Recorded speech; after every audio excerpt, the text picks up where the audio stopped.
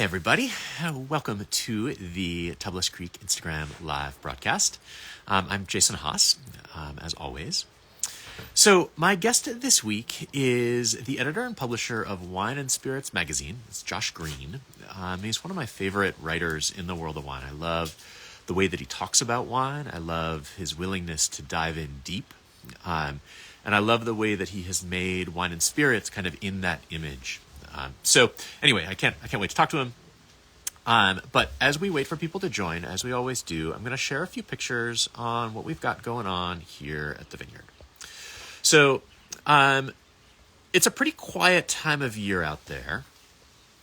We are seeing the first sprouts of green grass as we take the benefit from the water that fell last month, and as we wait for the storm that is coming tomorrow. So if you look at that map, basically blue means between 1 inch and 2 inches of rain. More than 2 inches is into purple. So you can see down where we are, we're looking at somewhere 1.5 inches of rain, which will be absolutely perfect. The sheep are out in the vineyard. I've got a couple fun pictures. I got one of a couple of our lambs climbing on a rock in the vineyard. I got another one of that same spot, but with one of the flock guardians, one of the mastiffs that's hanging out with them. You can see there's not a lot of green to eat. They're mostly still snacking on leaves and second crop clusters and all of that. But the grass will come fast. So there are parts of the vineyard that still look pretty fall-like, but this is now just really the tops of the hills. This is a Syrah block that's still looking like fall foliage, and my guess is that it probably won't survive. At least not much of it, that color will survive the rain this week. But that's okay. That's what's supposed to happen. It has been frosty. This is a picture of the cover crop with ice crystals on it this morning. It got down into the low 20s the last 2 nights, and it's supposed to be below freezing again after the storm passes through. In the cellar, we are getting ready for our last bottling of the year. That includes things like the last red from 2020, so our Le Complice is going into bottle.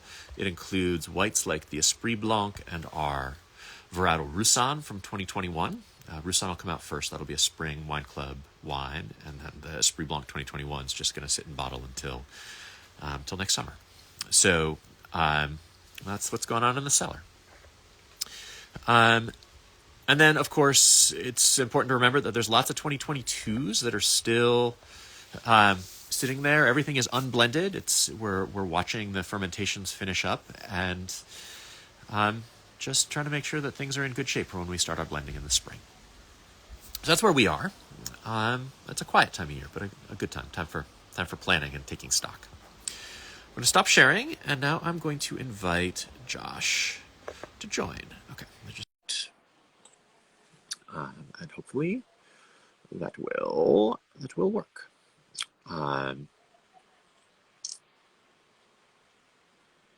Took us a couple of tries the first time that we did this, but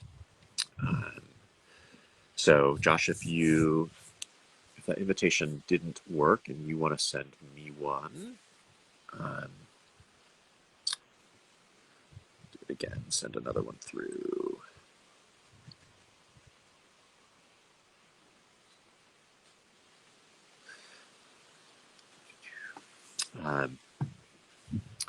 We did a test a couple of days ago. Hey, there we go. Is that working? Cool. That's working. Excellent. That office looks familiar. It certainly does. Yeah, it's certainly familiar to me. We've been here since 1997, so it's been a while. Yeah. Amazing. Super cool. Okay, so the way that I usually like to start is I usually like to ask people to kind of share their path into the world of wine. Like, was wine something that you knew you wanted to do as you were growing up? Was it on your family table? How did you come to it? Manischewitz was on my family table. That was about it. When I was really young, I went to Spain. I was about 12 years old, and was there with a restaurant family, and they had wine at their table every lunchtime. So we had these like long extended lunches from 1 p.m. till about 4, and I got really fat and I drank a lot of wine. I was 12 years old, and I thought, wow, this is awesome. And then I went back home and never drank wine again for a long time. But I was working at a company that financed magazines, and this wine magazine came along, and I thought, wow, how cool that there could be a wine magazine. It seemed really odd at the time. It was 1984, and there was, Spectator didn't really exist at the time, and Spectator was still a newspaper, I think, at that time. And there was Les Amis de Van. I don't know if you remember. You weren't even born in 1984, so. Hey, I was too. I was all of 11 years old. I was not reading a lot of wine publications, though. Probably not. Yeah, Les Amis de Van was the big wine magazine around, and Vintage had been around for a while, but this was a magazine that an Australian had started, and it seemed like a really cool idea to get involved with a wine magazine. So I had worked as a sommelier at restaurants, but I didn't really know much about wine until I got involved with this magazine. Cool. So, you said you were working kind of adjacent to, but had you been writing up to that point, or was the writing something that you learned on the job? The writing was what I had always wanted to do. That was my intended career. I had studied English Lit and creative writing and wanted to be a fiction writer. And wine writing seemed to be pretty close to fiction writing. So I thought it'll work out that way. I mean, at least it's a good application while I'm working on fiction writing, which I never have gotten very far with. So gotten further with wine writing. Yeah. That's interesting that you compare wine writing to fiction writing. What talk about that? Well, I think that at least the way that we taste wine is very much about tapping into your subconscious reaction to the wine. And because we taste blind, and because we talk about why we would want to drink this wine, it's really more about our emotional reaction to the wine.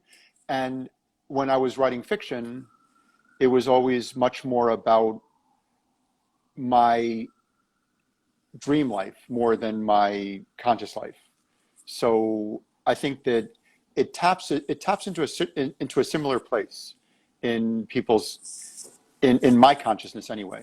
So I think that the best wine writing I've done has been driven by what I've been basically sort of what cogitates in my brain over time, and what cogitates behind consciousness.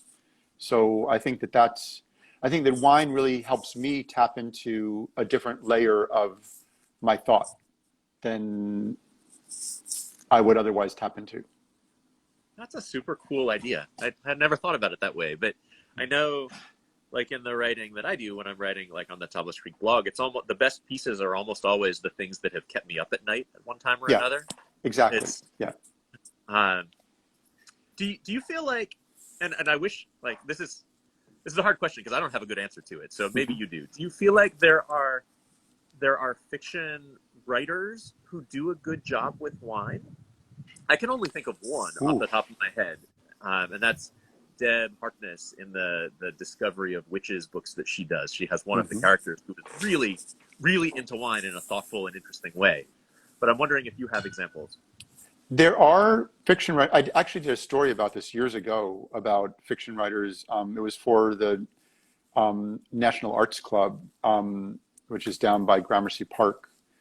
And they're fiction writers who have written really interesting things, including wine. Wow, I'd have to go back to that story and figure out who those people were. But generally, it's basically used as a prop and not really in an interesting way. But there are, if my brain worked better, I'd be able to tell you who these people were. There are people who definitely know their wine and know their food. There was an amazing fiction writer who wrote a lot about food and wine. He passed away about 3 or 4 years ago, and I'm blanking on his name.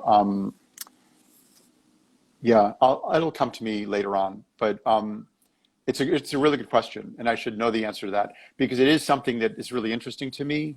The the the connection between food, wine, and consciousness, I think, is really fascinating. There was a Food is so much of what we live for, yeah, and wine is a part of that. If we consider wine a food, and then if food and wine are part of our daily needs, they're part of our consciousness. yeah. So yeah. And you always include a food recommendation in all of your wine reviews, at least all the ones that I remember reading. There's always a Mhm. suggestion of what to eat each of these wines with. Do you feel like that's? I mean, that's not something that you see in every wine review. Do you feel like that's something specific to the way that you think about wine? We do that because we ask our panelists why they would recommend a wine. And it's not in every review, but it's in a lot of reviews. The, and we get pushback about this as well. People sometimes find it fussy that we're saying, drink this wine with this particular food. You could drink it with anything. But the reason we recommend it that way is because it makes, if someone's trying to convince me about why they would recommend the wine, the food idea makes it much more intriguing to me that I can begin to taste what they're talking about. So it it strengthens the recommendation, and that's why we include it because when it's for me when it strengthens the recommendation, when it explains why we'd be telling someone to buy this wine, then it's important to include it. And even if it's an esoteric or weird combination, it to me, it gives me an idea of what you're going to get when you buy that wine. You're going to get this thing that would go with this thing that you might be able to imagine. So to me, it helps you imagine why you would want to buy the wine, Yeah, and that's why we include it. yeah, and it does. I think it really does that because even if like whatever, even if you're not going to actually cook a roast duck, knowing that Mm-hmm. this particular Rhone Red will go great with roast duck will tell you something about its structure and its density and its flavor balance. Well, we cooked a roast duck for Thanksgiving. Um, we did an Indigenous Peoples Day Thanksgiving a day early, and we cooked a roast duck out of the sous chef's cookbook, Indigenous Kitchen cookbook, and I have a big antique rose outside my house. So we had harvested. My friend had actually harvested all the rose hips off it, and she dried them. And we made a roast. He has a roast duck with rosehip sauce in his book. So we made this rosehip sauce and poured it over the duck, and the duck was it was awesome. And we had um, there's a Morelli Lane Zin from Dutton Goldfield. Dutton bought this vineyard that nobody really knows how old it is, but the vines were cut down to the ground at the time that they bought it, and now they're literally 7 feet tall. They just Steve Dutton just let them grow huge, and so he's a pretty tall guy. He's probably 6'6" or something. I don't know if you know Steve. He's a tall guy, and he stands next to the vines and he's dwarfed by them. Um, and it's way out by the coast. I think it's a little closer to the coast than Le Morel, Eric Sussman's vineyard for Zin. But these are like two really beautiful coastal Zins that don't exist in many places. There isn't much really far coast Zin. And so we had this far coast Zin with the duck. It was awesome, completely awesome.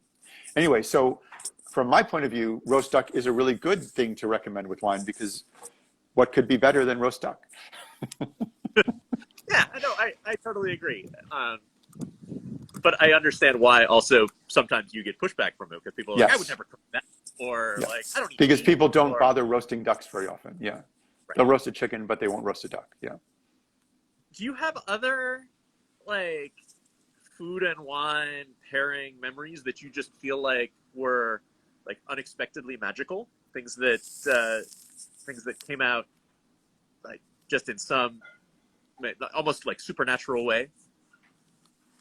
Interesting. I think that one of the things that I find really magical is very old tawny port with soup, with like a mushroom soup or or caldo verde from from Galicia. Yeah. So when I was in Spain, I was in Galicia, and that's why I have this sort of memory of that region. And the that's a really magical food pairing for me, is because people don't really associate drinking port with a dinner. They'd have it after dinner. They'd have it with cheese or with nuts or whatever. But with caldo verde or with mushroom soup, or like I like to make this wild mushroom soup. I like to forage mushrooms by my house, and I only get the things that I know are not going to kill me, or I hope are not going to kill me, and we'll make mushroom soup out of them, and it's really, really beautiful with an old 30-year-old, 40-year-old tawny port. So I like that a lot. Other food combinations that I think that, I mean, I think a lot about Chinese food and wine. And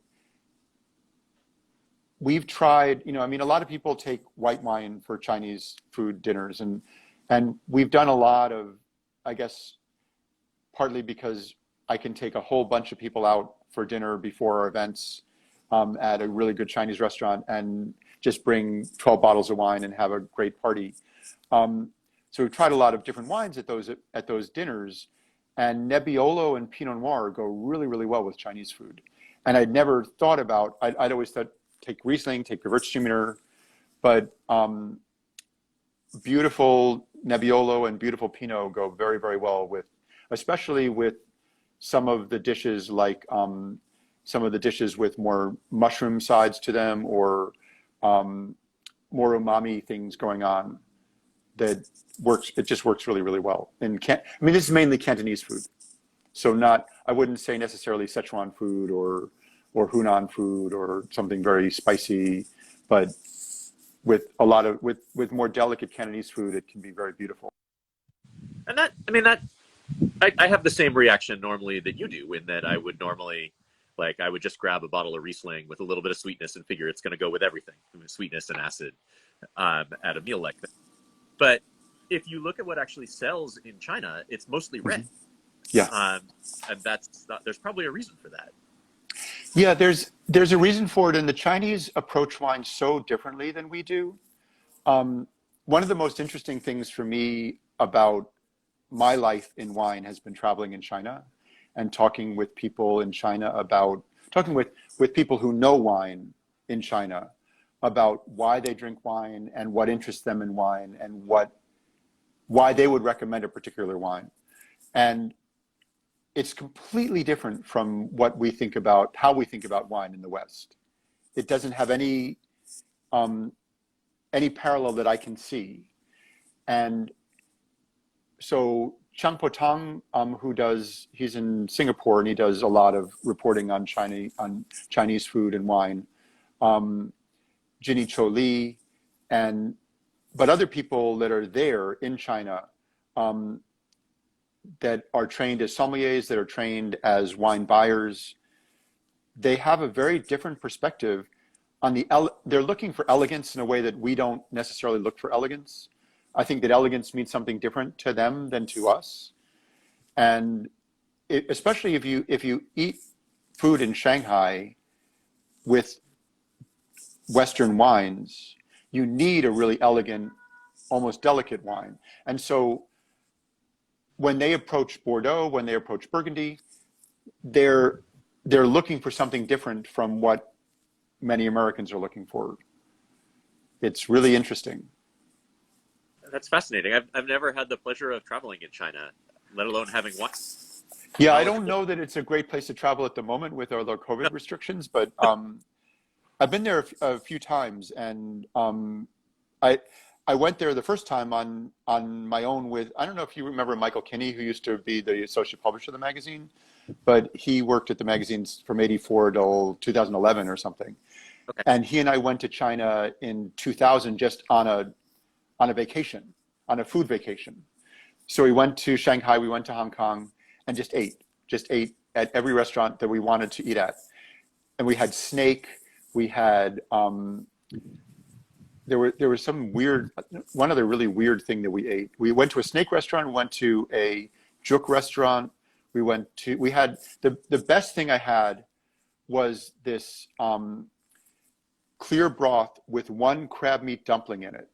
So it was a crab meat broth with this one dumpling in it, and it was one of the most beautiful things I've ever eaten in my life. It was so clean and pure and delicious. And that was in Shanghai at the Shangri-La Hotel.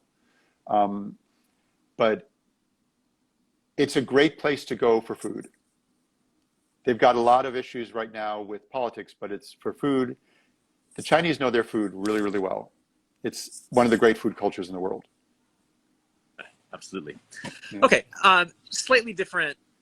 Take a different piece of your world. Mm-hmm. So what, like, I think a lot of people are interested to know, like, what the day-to-day life of somebody who writes about wine is like. What is your day-to-day? A lot of it is sitting on my computer. A lot of it is in meetings with especially since we've been much more remote. I'm sitting in my office right now, but I'm mostly at home. So we have a lot of Slack calls, and I'm editing a lot of notes and a lot of stories.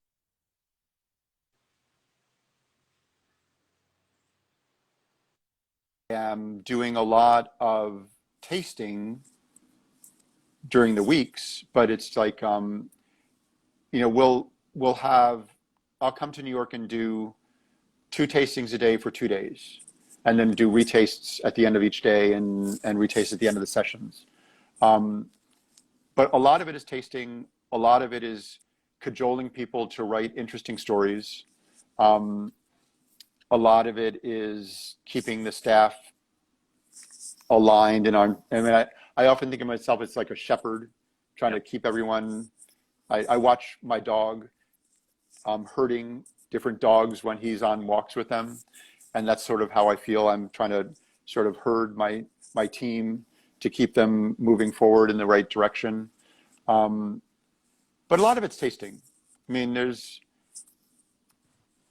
meeting people and tasting and keeping track of what's going on. I like the way that you describe the process of management. I often describe the same thing when people ask me what I do.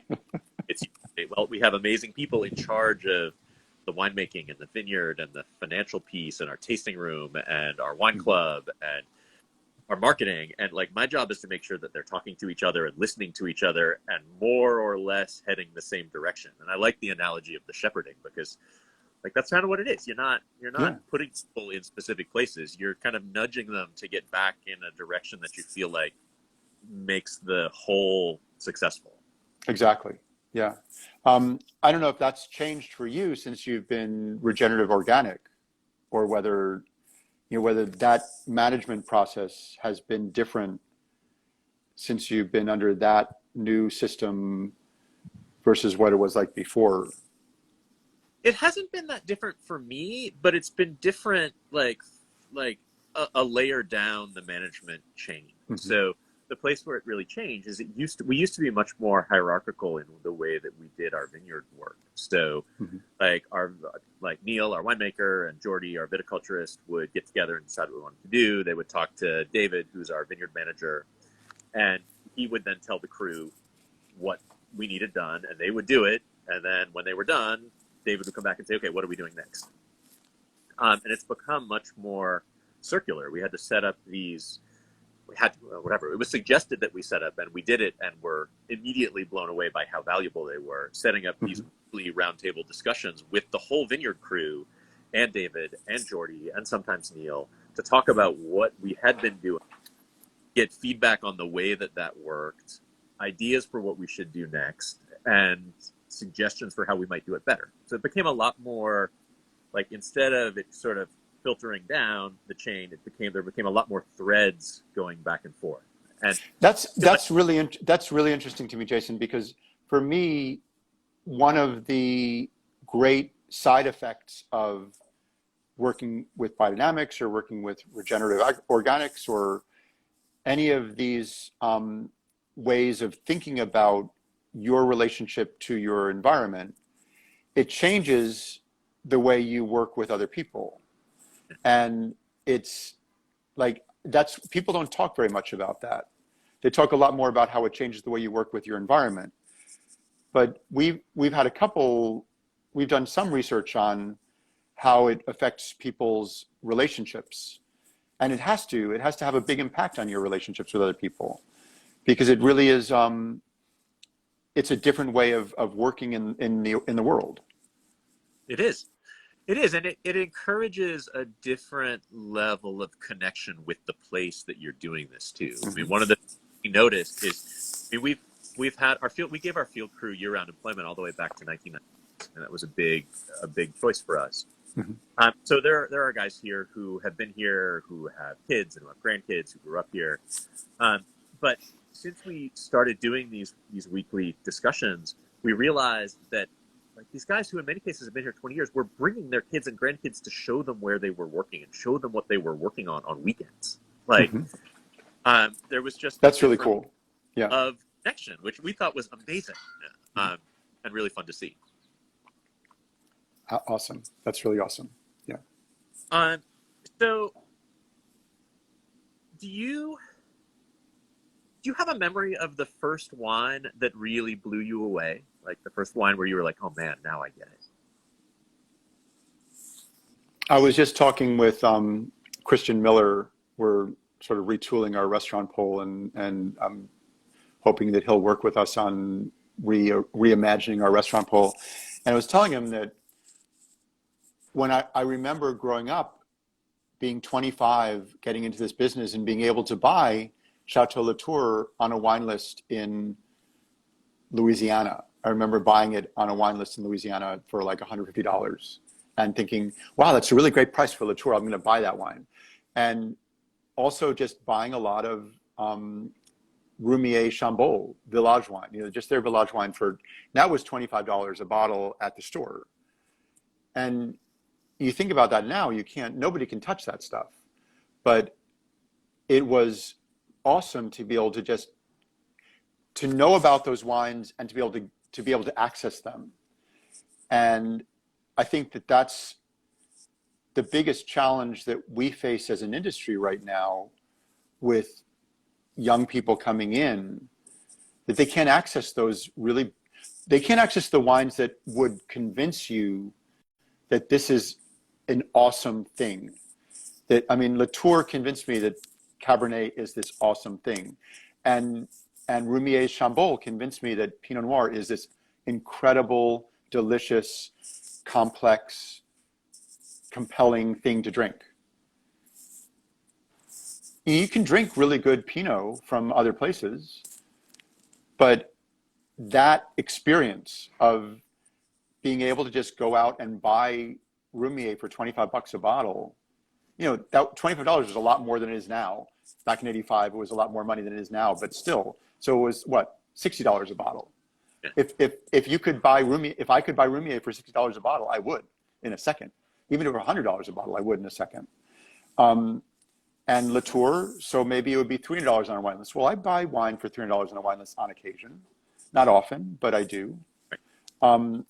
I was at Gramercy Tavern with a friend, and Jane, she's a financial wizard, and we spent literally an hour trying to decide what we were going to drink, and we ended up drinking an Eliorier Coteau Champenois. It was one of the most beautiful wines I've ever had in my life, and for her too, and she can drink anything she wants. And that wasn't cheap, but it was really fantastic. And so that's a wine that would be comparable to be drinking, if I think of that Eliorier wine now, and I think about a Premier Cru from Roumier that I couldn't afford, right? It's sort of a similar experience.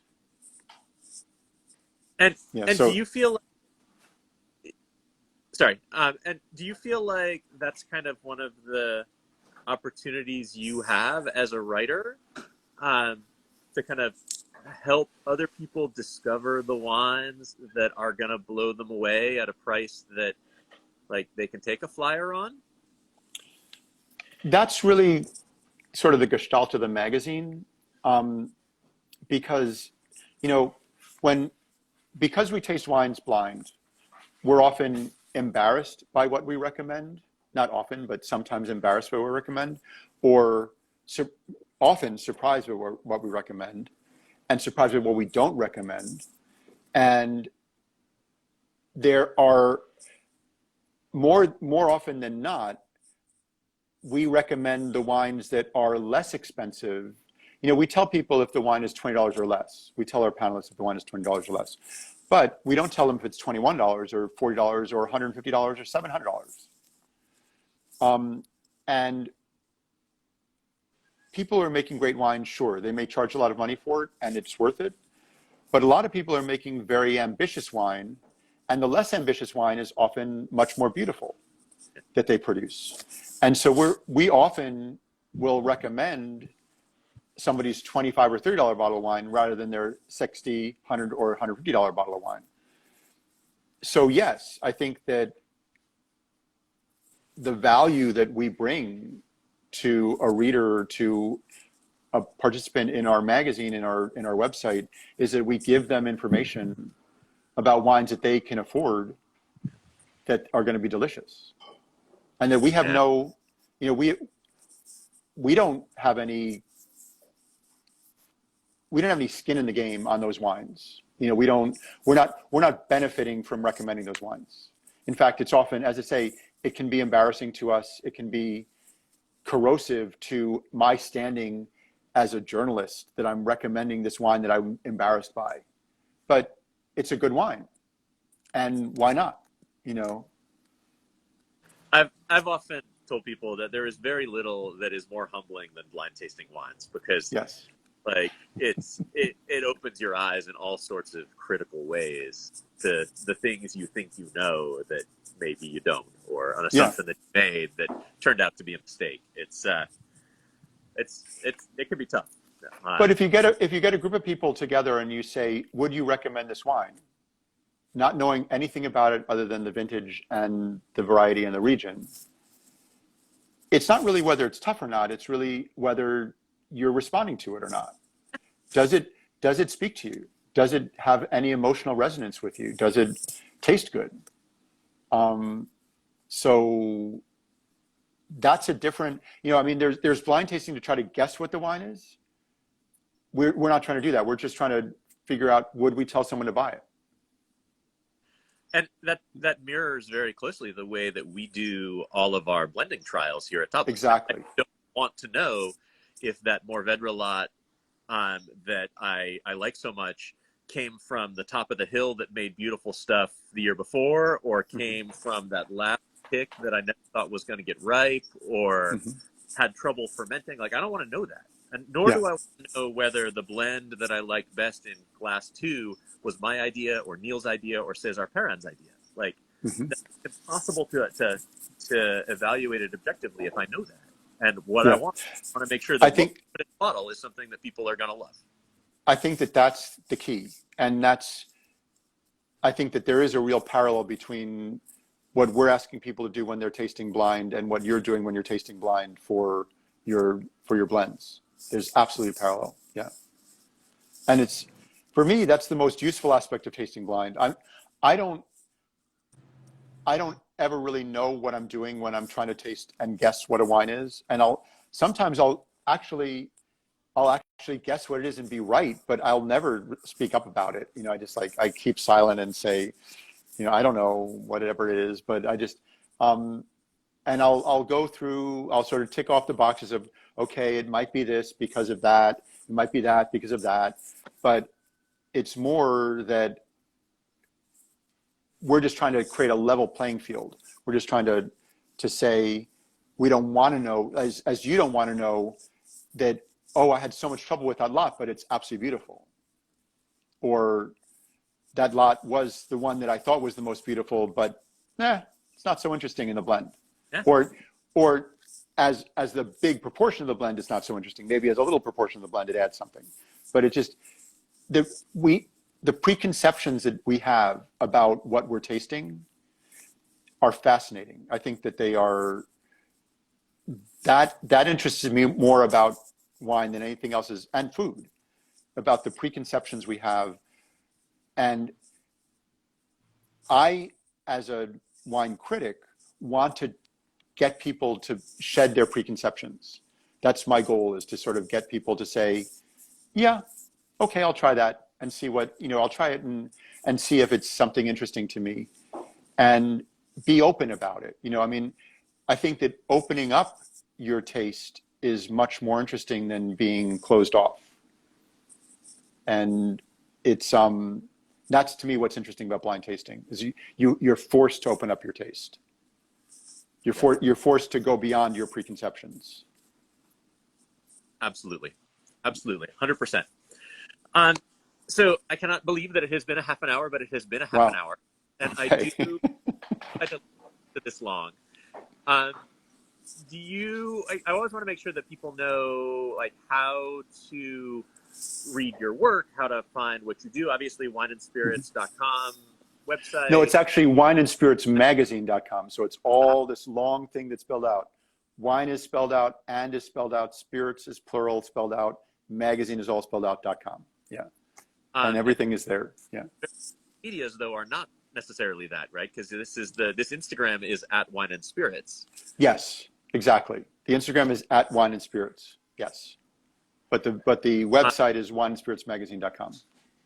And we have a lot of stuff on Instagram. So we do have a Susanna Smith, who's brilliant with social media activity for us. She keeps us really active on Instagram. And so she's posting a lot of what we do there. And yeah, you can find a lot of our stuff there. Is there any other place that people should look? Are you as active on Facebook and Twitter and?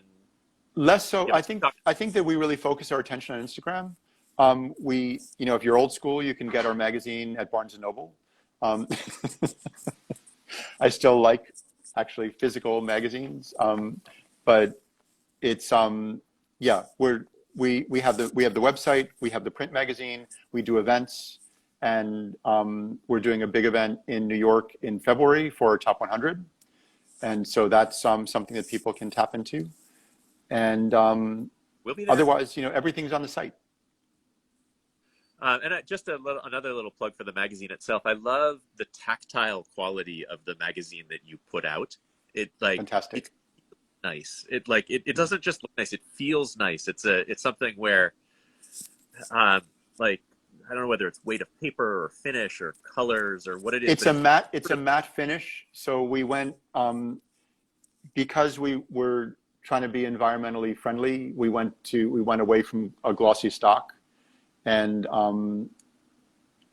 we cut way back on our print run as well, but just we went to a matte finish a while ago, and I think that it looks more like who we are, and it feels more like who we are. Yeah, it has a very different feel than the glossy magazines do, which have a sort of a slick feel. The matte finish has a different feel, but I'm interested that you noticed that. Yeah, I always notice it. It's one of the ones that I want to pick up and work my way through with my hands. It's a textural thing. Mm-hmm. Cool, amazing. Well, thank you, Josh. So hey, Jason, it's so great to talk to you. It's a pleasure. I do these every 2 weeks, and I'll take a break over the Christmas holiday and then be back in January. So I got one more before the end of the year. So see you again, Pastor Robles. Yeah. And everybody, I hope you have good preparations for holiday season. And if you're in California, I hope you get lots and lots of rain. So, okay. Happy holidays. Ciao. Same to you. Bye-bye.